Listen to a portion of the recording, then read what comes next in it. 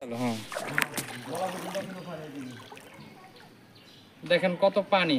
এই পানিতে করে ত্রাণ দিয়ে যেতেছে একজনের বাড়িতে।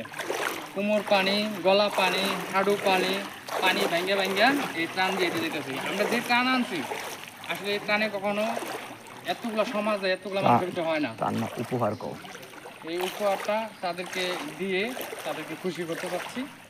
আল্লাহ জানি তারা খুশি হয় কিনা, বাকিটা আল্লাহর উপরে।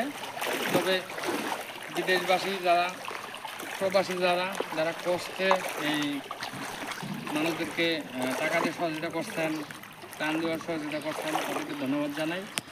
আর আমার এই ভিডিওটা আশা করি সবাই দেখবেন, দেখার পরে একটা অনুমতি নেবেন। আশেপাশে দেখেন যে ঘরবাড়ি কী অবস্থা, দুইটা মানে তারা এখন পর্যন্ত রান্নাতে খাবে এরকম সিস্টেম নাই। তারা এখন আশ্রয় কেন্দ্রে আছে এবং এই এলাকাতে অনেক অসুস্থ মানুষ।